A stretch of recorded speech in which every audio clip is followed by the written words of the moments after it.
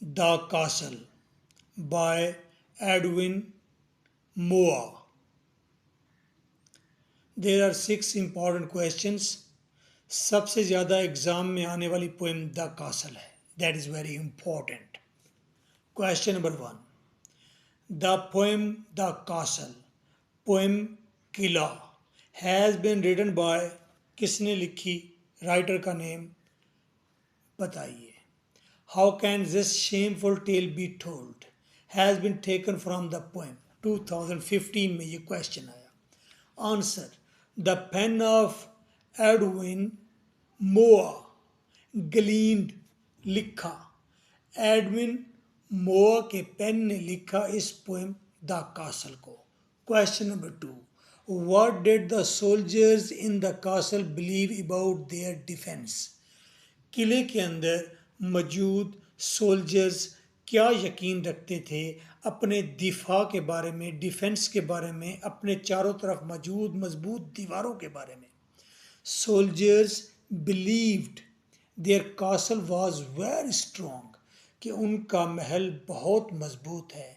And they could not be captured, और अंदर बैठे वो कभी भी पकड़े नहीं जाएंगे. दुश्मन उनको पकड़ नहीं सकता. वो दुश्मन जो आधा माइल की डिस्टेंस पर बैठा है. आवर गेट्स वर स्ट्रॉन्ग, ये टेक्स्ट की लाइंस हैं. तो सोल्जर्स कहते हैं हमारे गेट मजबूत थे. आवर वॉल्स वर थिक, हमारी दीवारें मजबूत थी. सो स्मूथ एंड हाई, और दीवारें बिल्कुल प्लेन, मुलायम, सीधी और ऊंची थी. नो मैन कुड विन, कोई आदमी भी इन दीवारों पर नहीं चढ़ सकता था. फिर क्या हुआ. Question number 3. How did the enemies get into the castle in the poem the castle. इस पोएम में दुश्मन फिर महल के अंदर दाखिल कैसे हुआ. The enemies got in because a God was bribed. दुश्मन अंदर दाखिल हो गए क्योंकि एक छोटे दरवाजे पर एक चौकीदार को रिश्वत दी गई थी. वाइजेंट वार्डर लेट देम थ्रू, एक दुबले पतले शरीर, शरारती, चलाक चौकीदार ने उनको अंदर आने दिया था.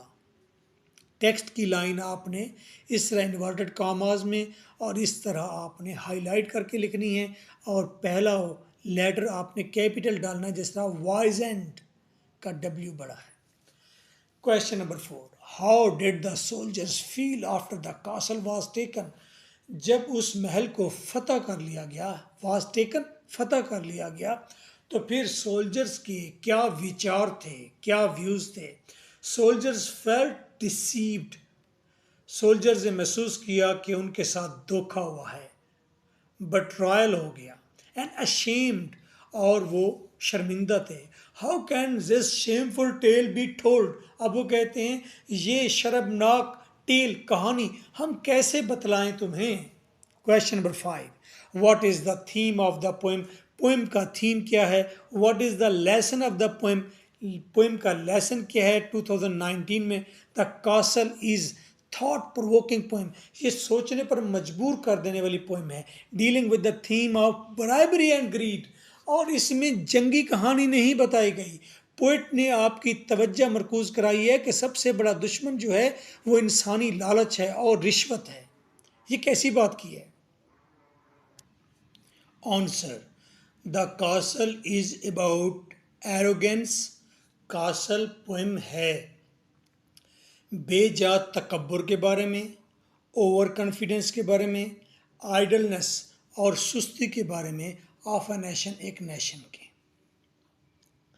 As well as bribery, greed and gold, और साथ साथ बताया गया है कि रिश्वत, लालच और गोल्ड, धन दौलत, और मोर लीथल, ये ज़्यादा ख़तरनाक हैं टू आर्म्स एंड प्रोवेंडा.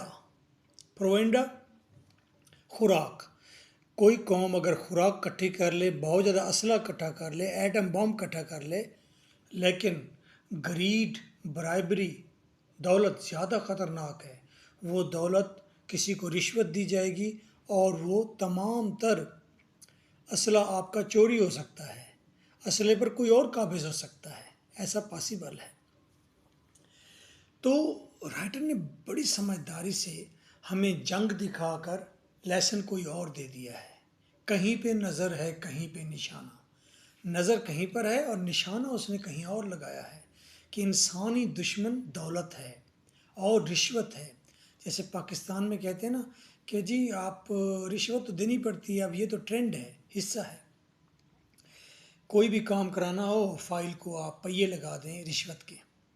वैसे हमारे दोस्त हैं खलील लगारी साहब, उन्होंने बड़ी प्यारी बात की। उन्होंने कहा जी मेरे पास पाकिस्तान में रिश्वत को ख़त्म करने का एक हल है। मैंने कहा बताइए। उन्होंने कहा ऐसा करें कि जितने भी गवर्नमेंट ऑफिशियल्स हैं इनकी तनख्वाहें ख़त्म कर दें।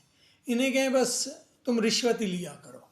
यानी कि हर बंदा आएगा, बिजली का मीटर लगाना है, कितने पैसे लगेंगे, वो कहेगा 10,000। नहीं यार 7,000 ले लो, बस 7,000 दो और मीटर लगवा लो। वही उसकी रोज़ी रोटी है। वैसे कंसेप्ट बुरा नहीं है। 03004655 this is my WhatsApp for notes and for coaching. So nice of you. और हाँ, इन तमाम क्वेश्चन के आंसर को इकट्ठा करेंगे। आंसर जब इकट्ठे होंगे तो सारे आंसर इकट्ठे होकर बन जाएगी क्रिटिकल एप्रिसिएशन। 2013 में क्रिटिकल एप्रिसिएशन आई, 14 में आई, 15 में आई, 24 में आई और फिर 13 में आई। क्रिटिकल एप्रिसिएशन बहुत दफ़ा आ चुके हैं द कासल की, ये लाजमी याद करने हैं। तो ये क्वेश्चन के आंसर ज़्यादा होंगे तो क्रिटिकल एप्रिसिएशन आपको तैयार है। So nice of you.